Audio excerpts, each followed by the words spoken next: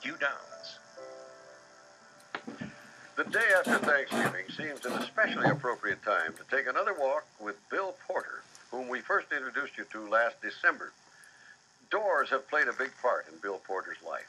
So many have been closed to him that he could have become a bitter man. But he has a secret key, forged by his steel will and a spirit that can't be broken. Bob Brown is going to make your night with the simple story of a simply remarkable man. So many people over the years noticed this man walking through their neighborhoods in Portland, Oregon, and never knew who he was or what he did. We have horrible, long, dark winters, and you'd see him on these terrible rainy days crossing these busy roads, and then I actually never knew who he was. I thought, what is that man doing? He was carrying a briefcase, wearing a tie, with his shirt cuffs neat and his shoes shined, and his gaze fixed on the houses ahead of him. What he was doing was selling household products door to door for the Watkins Company. His name is Bill Porter, and because the sight of a door-to-door salesman is growing rare in this age when people are reluctant to open their doors to strangers, a reporter for the Portland Oregonian named Tom Holman thought there might be a story in it. So I called him, and he was adamant, no story. And I remember finally on a Saturday, calling him at home saying, just let me come over and introduce myself to you and tell you what I want to do. Bill Porter did agree to an introduction here in his house in a middle-class Portland neighborhood. And when Tom Holman arrived, his planned portrait of a door-to-door salesman soon began to develop into a story unlike anything he had imagined. Mr. Porter has cerebral palsy. His mother, Irene, told him that a doctor's instrument had damaged a section of his brain at birth, and the condition affects his walk, his hands, his speech, all the natural tools of the work he chose. He was born in 1932 when cerebral palsy was barely understood. As a child, he was teased, sometimes unmercifully. His father died when he was still young, and when others sought to discourage him as he grew old enough to work, his one unwavering source of encouragement was Irene Porter. Tell me a bit about your mom. What would she say to you? She inspired me to go ahead. Her inspiration kept him going when voice after voice told him there was no work he could handle. You'd go to the employment agency day after day. Yeah, day after day. But nobody would hire me. When Bill was growing up, people looked at kids like that as retarded, that there was no future for them. And the state told Bill he was unemployable and he should collect disability payments. And his mother believed in this kid. My mother told me I could do what I said I had to do. And if his ambition was to sell products door to door, so be it. One of the places where he applied for work was the Watkins Company, which sells household products ranging from detergents to spices. Bill had already been rejected by the Fuller Brush Company, and Watkins didn't want to hire him at first either. But he finally convinced them to give him the worst territory they had in Portland, the one that nobody else wanted. They had nothing to lose by it, and it began a string of connections that involved hundreds of lives and changed a few of them.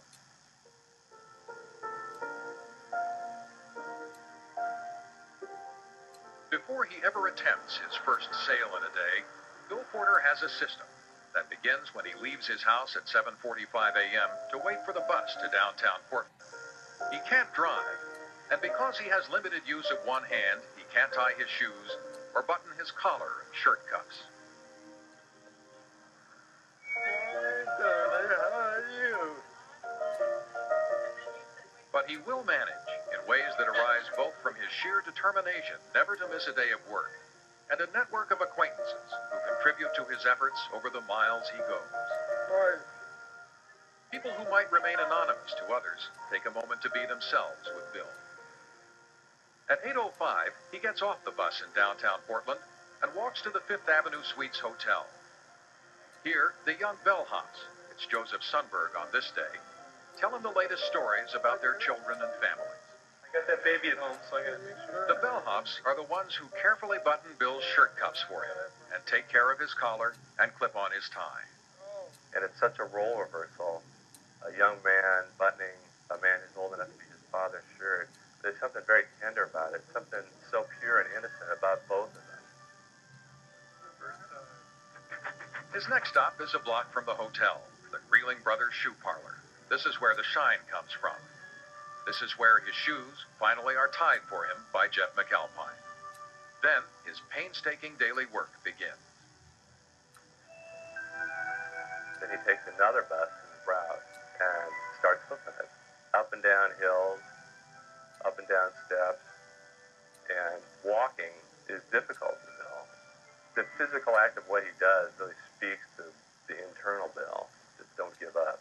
There's no obstacle that you can't overcome.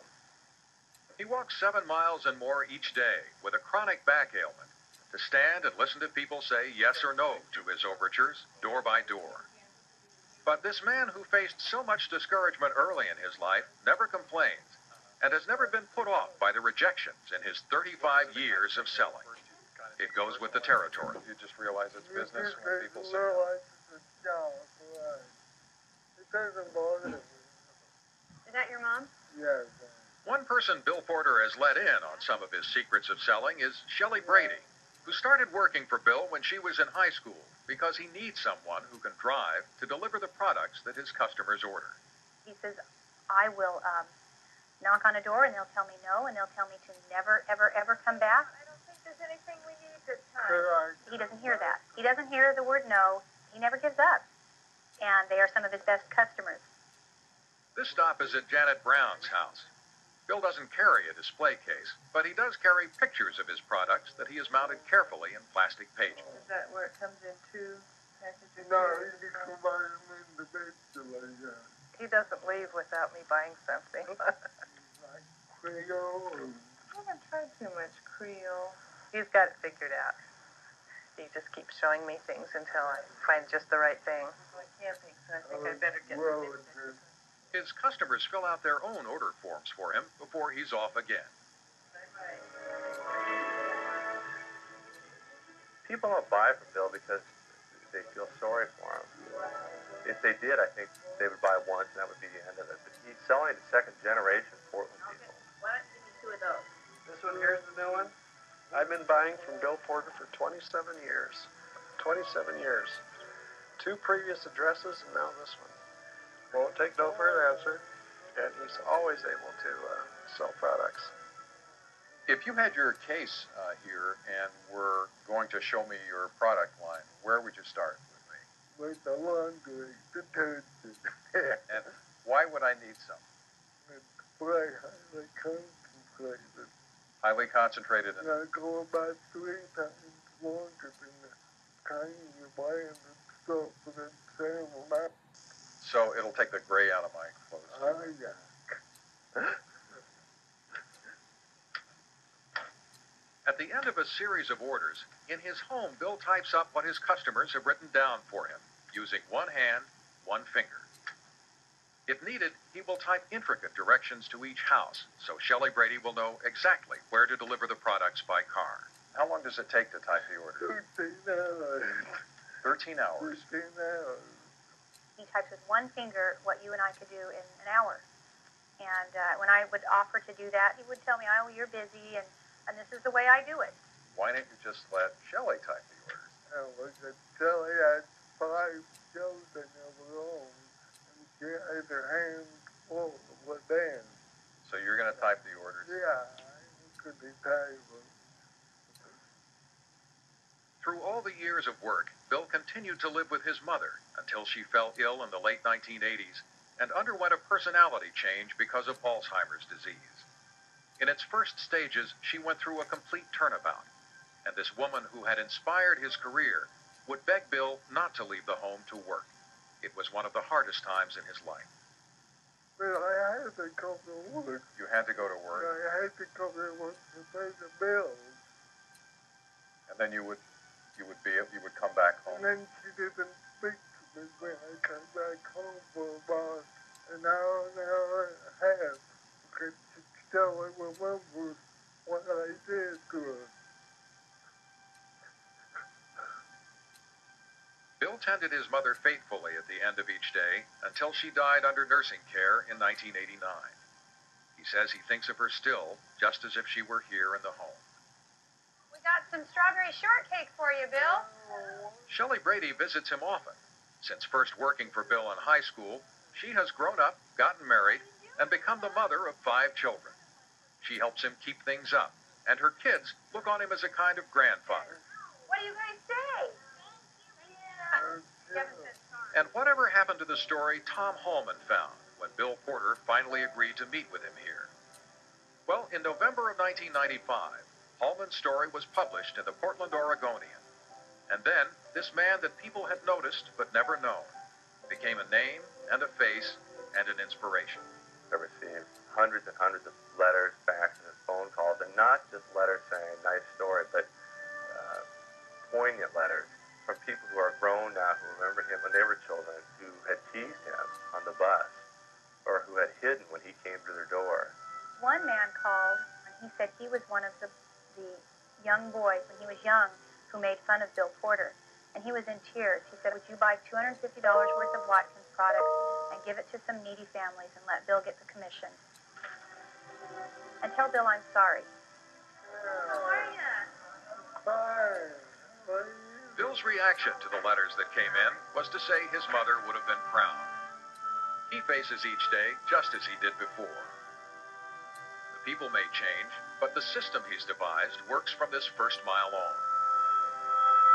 As a man who sometimes gently relies on others, he is most of all a source of strength, because what he believed he could do, he did, and all the voices in his life that told him no were silenced by the whisper of his will.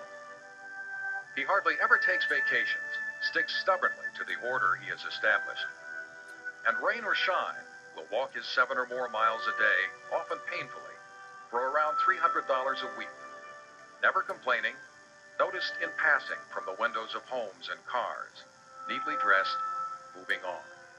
He is one of the last of his kind, so take a good look at him.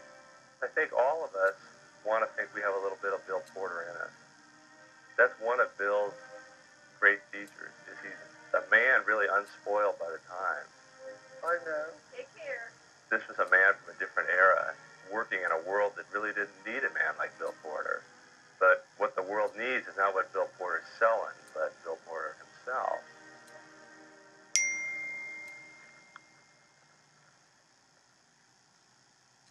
The world needs more Bill Porters, that's true. Some surprising things have happened since we first broadcast this story, and we'll tell you more about the incredible life of this Bob Brown.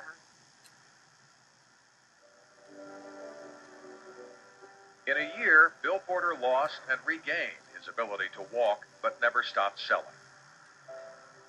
He was struck by a car as he crossed the street in front of his home and spent months recovering from his injuries. He feels comfortable walking only short distances now, so he turned to the telephone to conduct the business that for so many years and so many miles he had taken door to door. You too. Bye. But in some ways, he now has a constituency that goes far beyond the clients whose homes he used to visit. Tonight, you're going to meet, in September, at the Kennedy Center in Washington, Senator and astronaut John Glenn introduced taped excerpts from our broadcast of Bill Porter's story at a ceremony sponsored by the National Council on Communicative Disorders. At the end of it, he introduced Bill Porter himself. Mr. Bill Porter.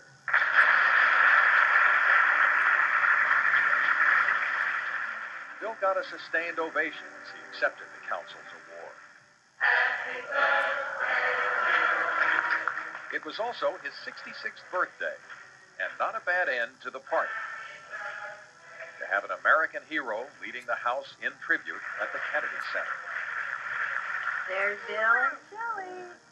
Shelley Brady and her husband and kids are still like a second family to Bill. And that other family Bill knew so well, the bellhops and shoeshine vendors who used to help him begin his day, he now sees on occasional visits downtown. What has remained constant in the year since we saw Bill Porter is that he still has no plans to retire.